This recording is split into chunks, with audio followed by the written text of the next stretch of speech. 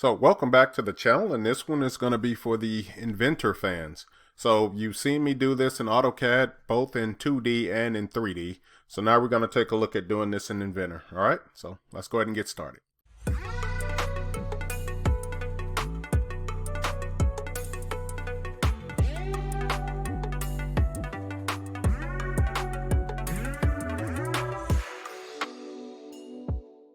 So the first thing we have to do in Inventor, unlike AutoCAD, is establish what units that we're going to use. So I'm going to select the new icon here, and I'll wait for a dialog box to appear. And this is what we're going to use to select our units. So you know we have to choose either between imperial or metric units. And imperial, I mean feet and inches. And when I'm talking metric, you know, millimeters, centimeters, and things of that nature. We're going to assume that this one is a metric drawing. So I'm going to click on this metric icon. And if this template is not showing up for you, it's going to start off by English US. So that's the country that I'm in. And then you're going to select between metric and English, right? And by default, since I am in America, it's also going to be shown in a third angle projection when we get to doing the drawing. So I discussed that in other videos, but basically it's just a way of showing your views. And I'll kind of explain that just a little bit when we get to the drawing portion. So I'm going to use the metric, and then I'm going to tell it that I'm going to use millimeters, right? So I'll click on this standard millimeter IPT and go ahead and hit the create button, right? So from this point, we're going to have to sit here and wait a little bit just for Inventor to load, and it shouldn't take that long. It just depends on how long ago since you opened it, or you know how frequent you use it, but you know, or even how fast your computer is. But we'll go ahead and give it a couple of seconds here, and it looks like it's almost loaded. And you know, you'll know that it's loaded for sure when the ribbon changes and things of that nature. Okay, and it looks like it's ready to go, and you can see that the ribbon did change, and we do have our browser here on the side. All right, now we're going to go ahead and get started. So just like we did in the AutoCAD videos, anytime you're doing any kind of parametric drafting, and what I mean by parametric drafting is 3D stuff, you're going to have to start off with a sketch to build something on, or you can start off with some primitive shapes. Here in Inventor, I don't think we have primitive shapes. I'll have to think about that, and if we do, I'll find those and show them in another video. But that's beside the point. What we're going to do in this one, we have to start off with the sketch. So exactly like what I did in the 3D video, and you can go back and watch that one, I created a series of shapes. Well, here in Inventor, we don't have that option. We have to create one base shape, and then we build off of that. So I'm going to go ahead and click here, and it's going to start my sketch. Now this is where I'm going to kind of toggle back and forth and kind of show you what I'm looking at.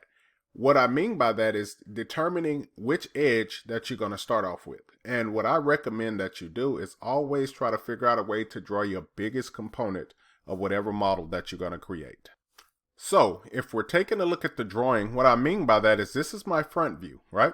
And this is also my front view. And once again, remember I told you that this is in a third angle projection, right? So this is the front view, and immediately above it should be the top view. If we were talking in a first angle projection, this would still be the front view, but this actually on top would be the bottom view, and below this would be the top view. So if I wanted to show this as a top view, this view would be on the top, and then this one would be underneath it. But I know I have other videos where I discussed the first angle versus the third angle. And I might do that in here in the drafting and switch back and forth between the both of them so you can see that. But I know I've made a video to do that. And I'll try to remember to link it here at the end of this video. So what I'm going to do is I'm going to create this and make sure that this is my front view, right? So when I'm in Inventor, I'm looking at it and I'm going, okay, how can I determine and make my front view? Also by creating my biggest view that I need. Okay, so that's what I'm thinking in my head. Okay, so from here, you can see that in my view cube here, there's the front view, which happens to be parallel to the X and Y plane. So this is where I'm going to start my sketch from. So I'll select the X and Y plane, give it a second, it should rotate around. One other thing I like to do is make sure the word front is reading correctly. Sometimes it'll be sideways, sometimes it'll be up, going up and down. So you can flip it with these little flip handles. Okay. Now, this is the one thing that is unlike AutoCAD. We can either be direct here in the beginning, or we can kind of sketch it out and just let things happen. So, in this case, I think in the last video that I used in Inventor, I kind of been a little bit exact when I created it. But in this one, I'm just going to sketch it out. So what I want to do is, I see that this is my center dot here in the middle. I'm just going to kind of sketch this L shape right around it, right? And now you'll notice that I'm trying to make sure that my lines are horizontal and vertical, and you're going to get these icons near your cursor to let you know that you're either horizontal or vertical. So I'm just going to click here, and I'm just going to kind of create my shape going around this, right? So once again, I'm kind of, sketching out an L shape. Okay. So remember that this is my center point. Now we have a distance here, and this is one of the things I recommend is that you put your biggest distance on here first. By doing that, it's going to scale the whole entire drawing around that biggest dimension. So when I go to dimension, I'm going to select this line here, and then I'll place my dimension. Once I place it, I'll type in the distance of it, which in our case will be 100. It's going to scale it up to that, right? So now I'm just going to zoom out. And now everything is kind of based off of this first scale. Now we have to decide how we want to do this. This line here is the exact same length as this line. Now what I mean by this is that if you want to control and keep the option of being able to change that later, go ahead and put a dimension on it.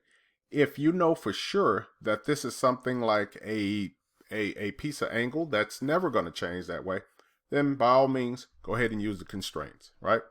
Dimensions are really good for changing stuff if you ever have to come back and change them. So I'll go ahead and put the dimensions on this one. This is going to be 100. Likewise, this distance here is going to be 20. The exact same distance is here, so I can use that equal constraint on this one, but in this case, I'm just going to go with dimensions. And I'll try to remember in the next video that I do when I'm using Inventor, I'll use more constraints just to give you an option on that. So tune in for the next time I do an Inventor video. Okay, so we have this set up. Now we have two more dimensions that we need. This is always going to be in reference to the center point here, right? So we have to be able to place this, and depending on how you want to create this, it's always going to be ideally to try to keep everything as centered as you possibly can, mainly because when it comes to creating constraints in assemblies, it's really beneficial to you. Okay, so let's go ahead and place a dimension from this line to that center point. Now I'll go ahead and place it over here. You can see that that dimension is roughly 55. I'm just going to select this 100 dimension here, and then simply type on my keyboard divided by 2.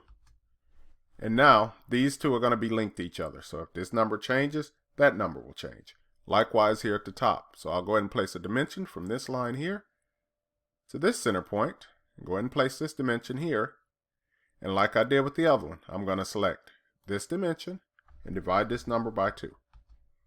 Okay, so once I do that, you should see a color change, and you should also be able to read down here at the bottom. It says fully constrained. Let's go ahead and finish the sketch. Once again, I'm going to zoom it out a little bit, and then we're going to extrude this, right? So I'm going to extrude.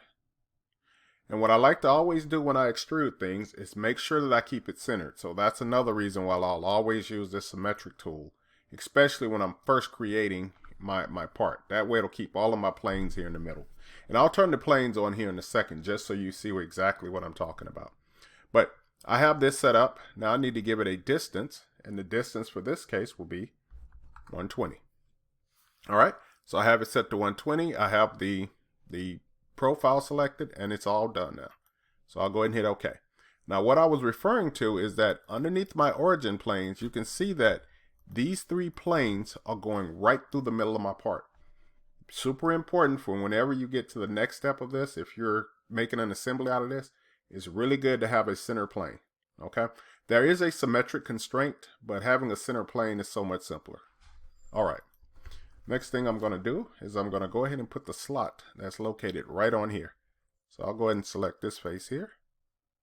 Select the icon with the little green plus. Let it rotate around. And now you can decide however you want to place this. I have the top rotated this way. I can flip it around, and if I want the words to show that way, that's totally acceptable.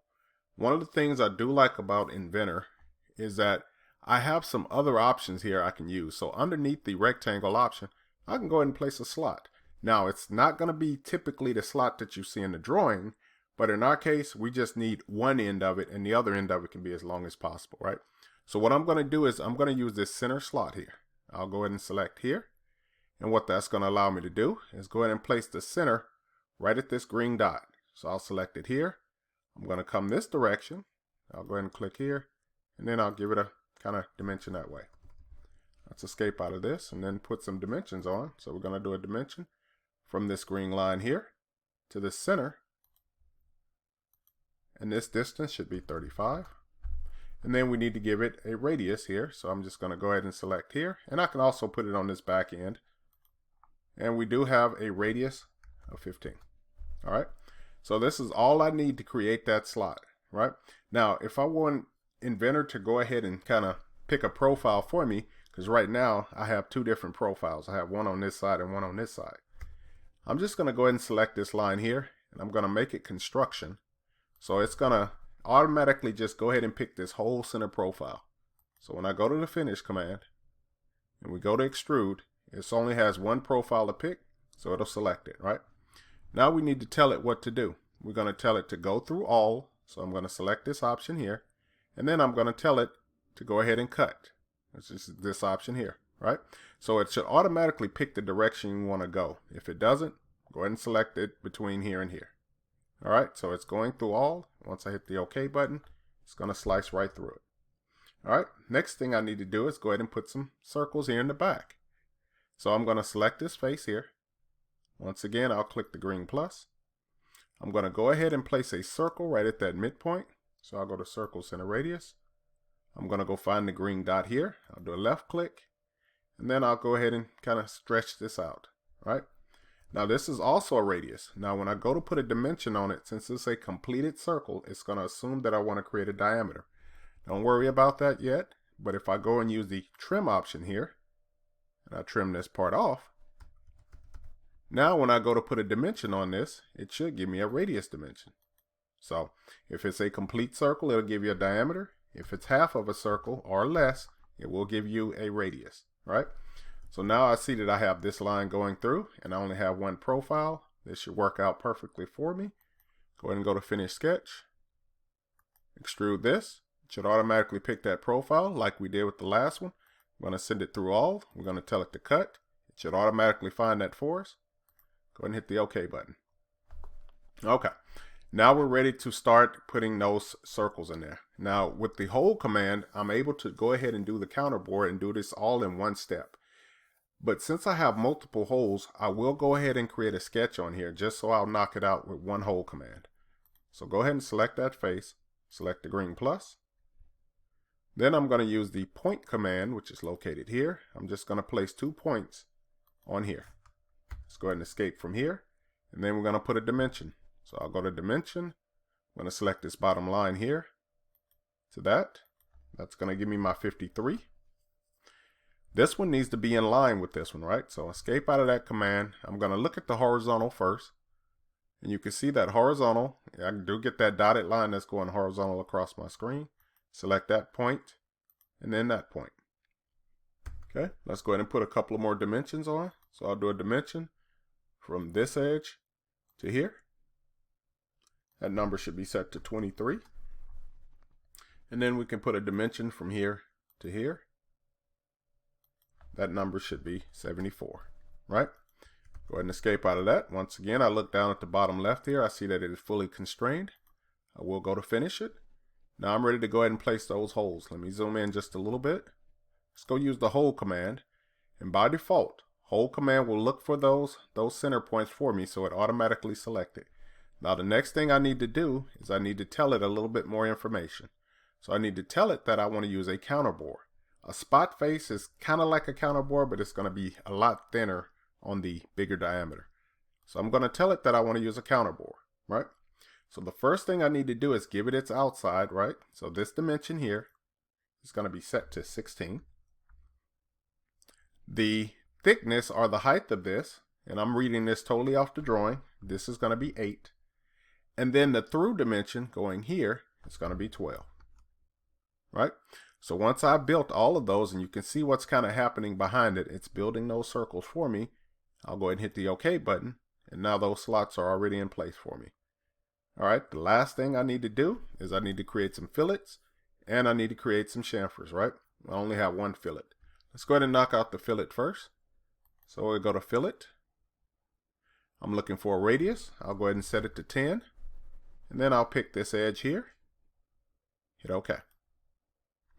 Let's go ahead and take a look at the chamfer command. So we'll go to chamfer. we already have it set to a equal distance, right? So we're going to do the top one. And this number should be set to 20. I'm going to go ahead and select the edges. So I'll select this edge here and this edge. Go ahead and hit the apply button.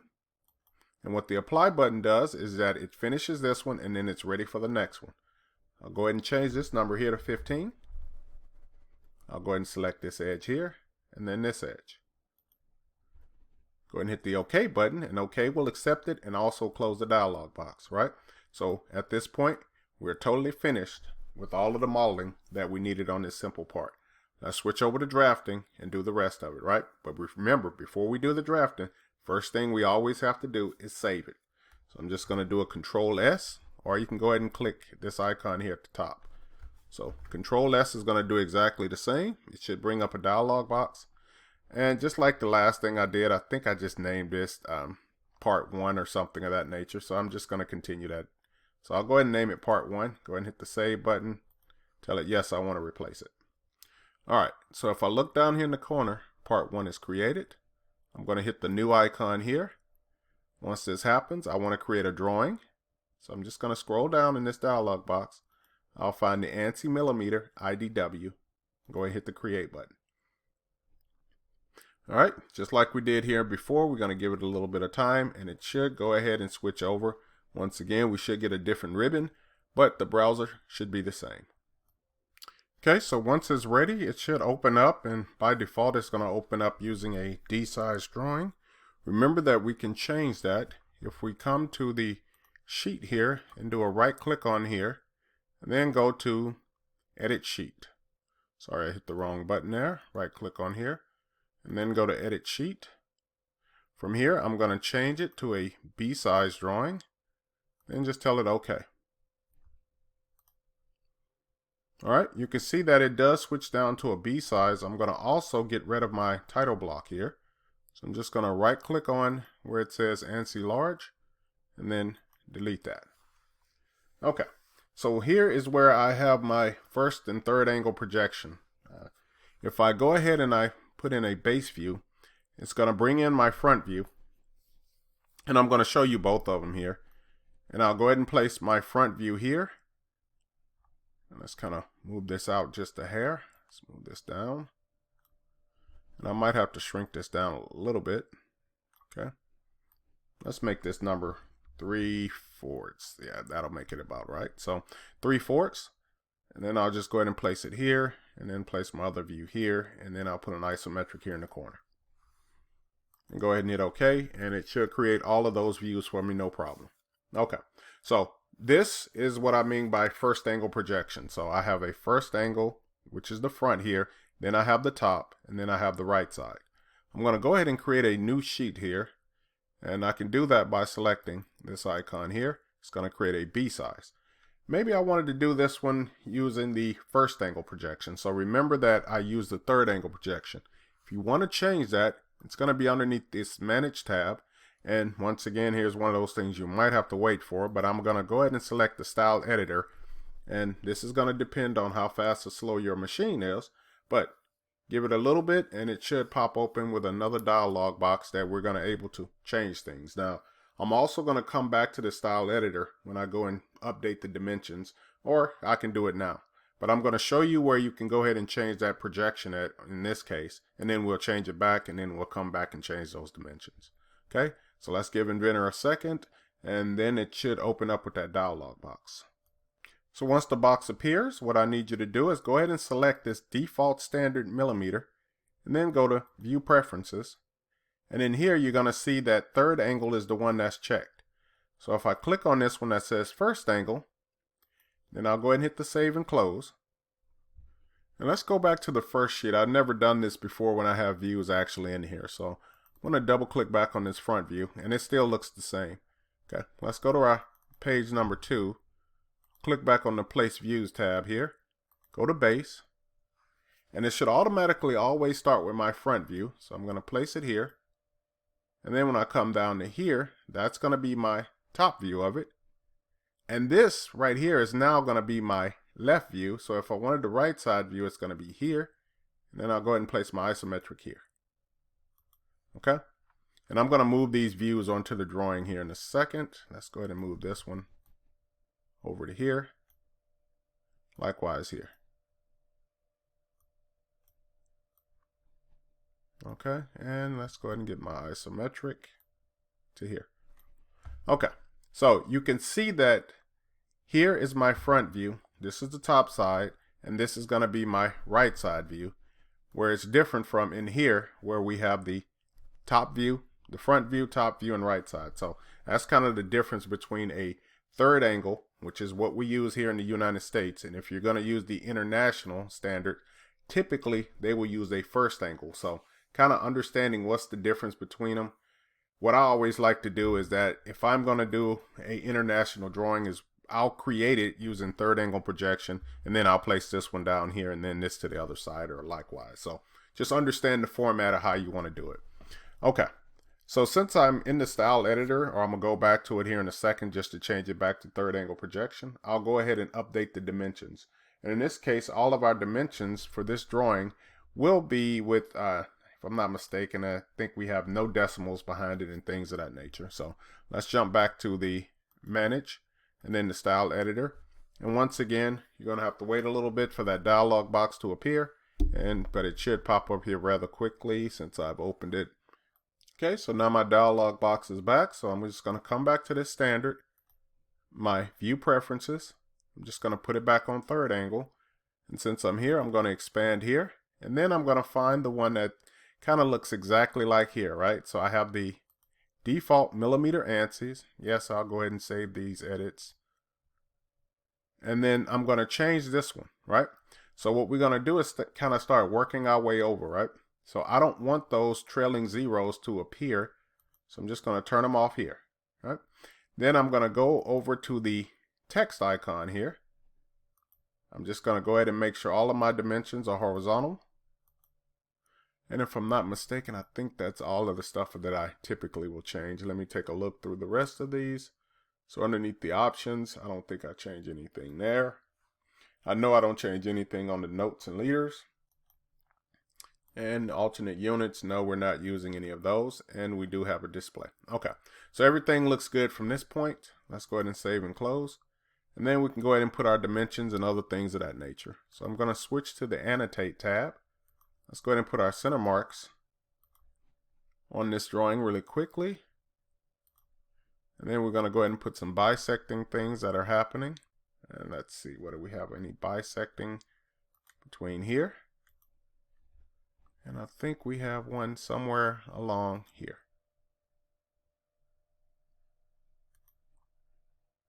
Oh, we do have one more center mark that I overlooked along here at the top.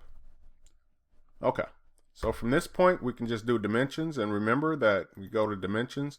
We can either select the two endpoints, or I can just select the line altogether. So I'm just going to select the line if it's a continuous line. Now, what I always do is kind of preview the line. So if I highlight over it and you see only that red part is highlighting, that means that that's not the complete line. So in this case, I'll select these two endpoints and then place my dimension. So likewise here at the bottom, you see where it stops. So I'll go ahead and select those two endpoints, come on down. That's a completed line there, so I'll go ahead and place that dimension here. On the inside here, we do have a radius dimension. You can see that I do get an extension, but if you kind of roll back through here and then kind of come up, you can kind of hide that extension. Okay, let's see what else we have to work with. Let's go ahead and take a look at this view here. Let's go ahead and put a few dimensions on here. So I'm going to have that dimension. And remember that if you want that dimension on the outside, this will have to be the first point that I select. And then here. And if that dimension were to kick out, it'll kick out on this side. But it didn't kick out, so it stayed in between there. Okay. And a lot of these dimensions are super duper easy to create. Let's go ahead and place this dimension here. Now we do have chamfer dimensions, so you can see that when I try to place a dimension on here, it's giving me two different numbers, right? Let me escape out of this one real quick. Let's go ahead and put that other dimension on here. I'll say the chamfer dimension here lastly. That way I can explain that a little bit more in depth. Here I can go ahead and put a dimension on this one, and somehow my radius dimensions or my diameter dimensions are doing something differently. And maybe I'll check that out here in the style here in a second. Let me go ahead and delete that. Okay, let's go ahead and finish putting our other dimensions on here. So let's go ahead and put a dimension from this endpoint here. We're going to put a radius dimension on here. Let's go ahead and put that dimension here. And we do have this dimension going here. Okay, so far as chamfer dimensions go, I'm just going to go ahead and place a chamfer dimension, and it's located here. So I'm able to go ahead and just select that dimension, and it usually will give me the verbiage. There we go. Now I know it looks a little weird, and we can also go in here and edit these as well. So I could select here and just tell it that go ahead and make a chamfer dimension here, right? And what I mean by that is that I can double click on this and I have some editing powers to it. So you see that this is telling me that it's a 20 by 45, and this is exactly what it's showing here. It's saying, hey, give me the distance, give me an angle, and then it puts the word chamfer behind it. If you don't want the word chamfer behind it, you can delete it and then put underneath here something like 2 places. So I can edit these however I see fit, right? Likewise with this one at the top, all I'm going to do is just double click on it. It brings open a dialog box. I'll go ahead and get rid of the chamfer at the end of that, and then just tell it how many places I want. Okay, so those are simple and easy to fix. Now I'm going to go ahead and give me a second here, and I'm going to try to go ahead and figure out what's going on with my diameter dimension.